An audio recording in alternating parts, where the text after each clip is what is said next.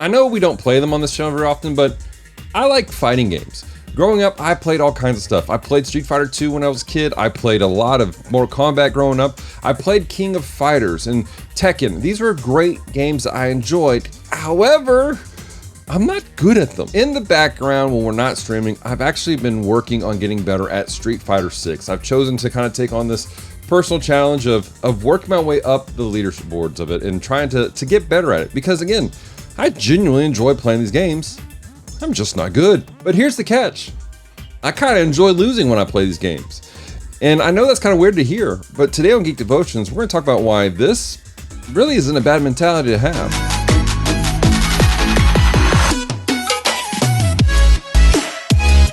Hello, Devoted Geeks. Welcome to Geek Devotion, show from Devoted Geeks who are devoted to letting you know you're loved. I'm Dallas. I'm so glad you've hit the play button today. If you are new to our show, we take geek pop culture items like movies, video games, and comic books, and we use them to let people know that they're loved. So if you don't watch past this moment, know this. We love you. We care about you. There is a plan and purpose for your life. Do not give up. So like I said, I've been trying to grow in how to play Street Fighter 6. I've played around with a lot of different characters. I'm leaning towards maining as Terry, ironically, because he's not even from Street Fighter originally. He's from King of Fighters. But this is kind of where I'm at with things. This is what I'm trying to grow into. Why? Because again, I enjoy the games and I just want to get better at them. But with these games and others I've played in the past, I find myself enjoying the process of losing.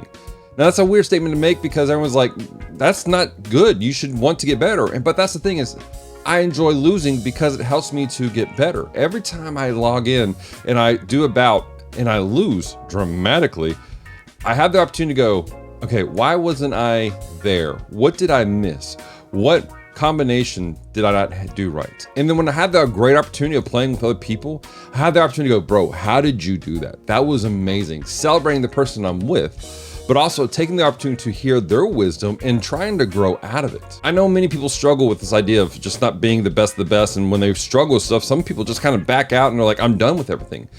But that's not actually good for us. We're built to be in some sort of community, and it needs to be a healthy community that encourages us and helps us to grow when we're struggling. I want to give a special shout out to the Street Fighter 6 Facebook group that's out there that, man, they've been great. Like they've answered all kinds of questions for me. I'm trying to figure out about, should I get a fight stick? Should I get leverless? And other aspects. And they have been really great about answering questions and helping me to lift me up to want to do this more. This concept of being able to take correction from people, of having people speak into my life, this goes beyond just video games and hobbies I enjoy. This goes out into life as a whole. There are things in your life that you want to do, that you want to accomplish, and the reality is you're not going to be good at it. Or if you are good at it, there's always going to be someone better. This is the underlying theme that has been permeated throughout all of civilization. This is the reason why you have so many animes and movies and stories out there of people struggling and growing and always having somebody to catch up to. Not in a demeaning way, but as I want to achieve and be better. And this is healthy. But the trick to it is us being willing to legitimately listen to what's being told to us. There's this old proverb found in the book of Proverbs, chapter 15. It's verse 31 and 32. It says this: whoever heeds life-giving correction will be at home among the wise. Those who disregard discipline despise themselves, but the one who heeds correction gains understanding. What this proverb is saying is that we need to have a humble heart that's willing to listen to correction. Now, yes, correction needs to come in a fashion that is appropriate. It doesn't need to be done like, someone's just being a jerk. But when we receive that correction, we have to be humble enough to go, okay, you're right.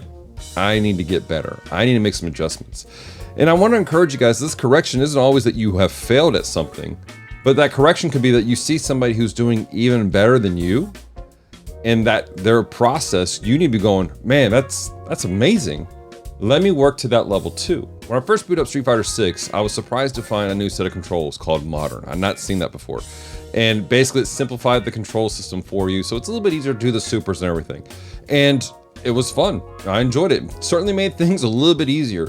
But as I got into the rank system, I realized, while yes, these are easier, it's not actually the best for me. I was doing well with what I had, but I could do better if I was willing to adjust my playstyle and play classic controls.